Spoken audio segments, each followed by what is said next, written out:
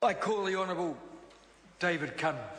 Thank you, Mr. Chairman. Tēnā Tēnā Kia maha matoa. Mr. Chairman, let me just draw the House's attention to the considerable size of Standing Order 262, Supplementary Order Paper 262, which contains a significant number of pages, 60-odd pages worth of amendments to this part. Now, it's not ideal practice for us to have an SOP brought to the House of this length and complexity, because it hasn't had the same level of, for example, John Hayes's minute scrutiny in the Select Committee that the rest of the bill has benefited from. It hasn't had the Hayes effect. May still have a Hayes with a Z, but not the Hayes effect. And it is true, sir, that he's a child of the 60s. That officials have given us their word that these are purely minor and technical and non-controversial amendments which are consequential upon date changes and other such things, and of course, therefore, there can be no policy intent in them. So if I can turn the House's attention to the substantive provisions of Part 2, which start on page 60 of the bill. Obviously, we've got an updated purpose statement, and we move through to the substantive provisions starting on page 64 under new clause 3A, the power to amend Schedule 4. This allows the Governor-General by order in Council to add the name of any body, office or officer or any trust or any organisation or any provision of the Crown Entities Act to change the name, add or subtract by order in Council to Schedule 4 of the bill. Section 3A provides similar amendment proposals for Schedule 4A of the bill. If we move through, we see in Section 60A the insertion of a new Section 7C, which has responsibility for the administration and use of appropriations. On this one, Mr. Chairman, I just want to make a couple of general points that aren't really drafting points. It's to echo the words of my good colleague David Parker, who really, I think, emphasised the need to have a clarity of legal appropriation authority from Parliament to the Minister, to the Chief Executive, down through the output classes to the sub-output classes, and its provisions such as the new 7C on page 66 and their like, which make clear that the Minister or the Appropriation Minister is responsible for the appropriation. So it is through provisions such as this that we're really underlying that the ethical basis of the expenditure of the taxpayers' money is through the parliamentary process as vested in the Minister. And it clarifies, as David Parker has said, that the chain of command, after advice has been listened to and understood, does go from the Minister to the Department, because that is how we account for the use of parliamentary money, public money, and that is very, very important. And it makes the further point that the Speaker is responsible for any appropriation administered by the Office of the Clerk or the House of Representatives or the Parliamentary Service. And I would be remiss if I did not state publicly that our staff in Parliament have not had a decent pay rise for a good 5 years. And so, Mr. Speaker, when you are next considering your powers under this innocuous little subsection 3 of Section 7C on page 66, please have a thought for our hard-working parliamentary staff whose pay and rations really haven't kept up with either the private market or the inflation index. And I understand that they may be facing yet another year of severe restraint. And I don't think any of us think that they should be in that situation. Mr. Chairman, on page 68, we move to section 61D. This amends the power of the Secretary of a Department to receive information, the power of the Auditor-General to be the auditor of a government reporting entity. That's an important power because it means that the Auditor-General has his full powers or her full powers when dealing with a sub-delegated or potentially sub-delegated entity, body, Crown entity, company in which the Crown holds a number of shares, some other organisational form.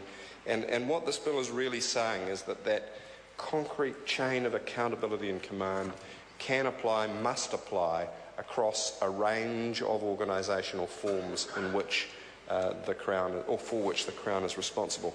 So the bill is trying to seek, Mr. Chairman. The Honourable David Cunliffe. So the bill's trying to get, in short, the right balance between clarity of delegation, rigour of accountability, and yet a new flexibility to devolve across a range of organisational forms.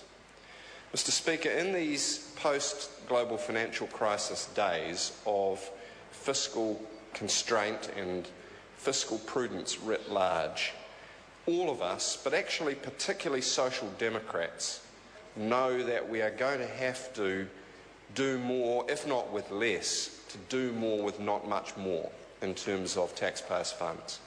Therefore, we need to be absolutely focused on getting the best value for the taxpayer's dollar that we can. And I'm reminded of an example early in my time in Parliament where we were considering the cost of delivering social work into one of New Zealand's remote regions. I think from memory it was the Gisborne Poverty Bay area.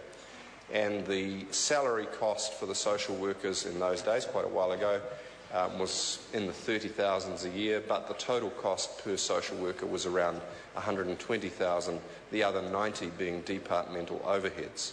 I've never forgotten the example. The actual salary of the social worker was only about a quarter of the total cost. The other three-quarters was overhead.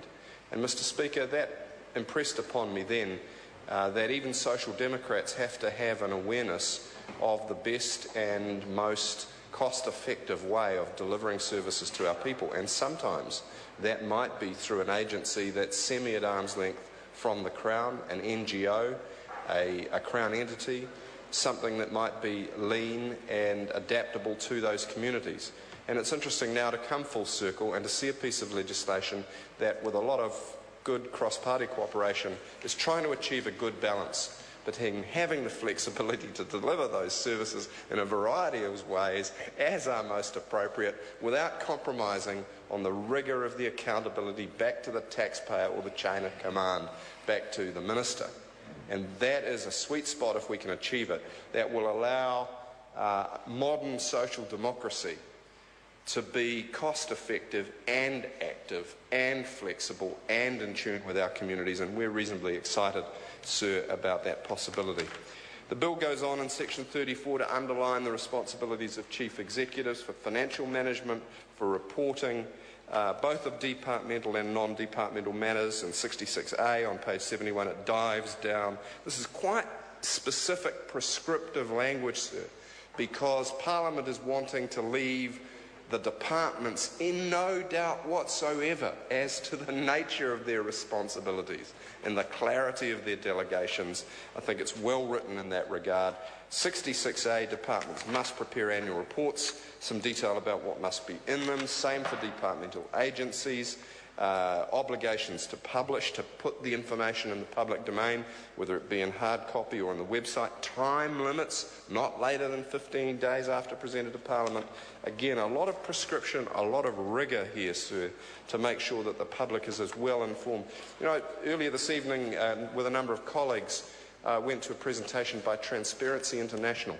That's an agency that rates the level of corruption in different countries around the world. And guess what, sir, is the least corrupt country on the planet? Number one on their rankings, New Zealand.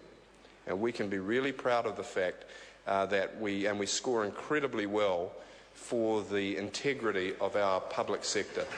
And so today, and it might be hard graft, it might not be the sexiest bill in the world, it's rather a large bill, and it contains the kinds of provisions that keep New Zealand safe.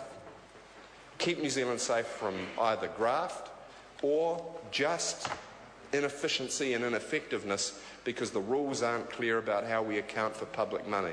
And it's in the dense drafting of bills like this that we make good our promise to the taxpayer that we're going to deliver the very best services for them at the very least cost, and we're going to do it in a way that is accountable, rigorous, clear and efficient.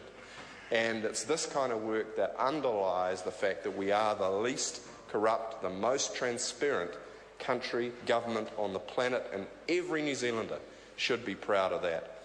In closing, sir, can I just again start where I began, I think, in the last part, and that is to compliment the government, our high-quality officials and colleagues across the House for their work on the bill. The Honourable Trevor Mallard. Thank you. I apologise.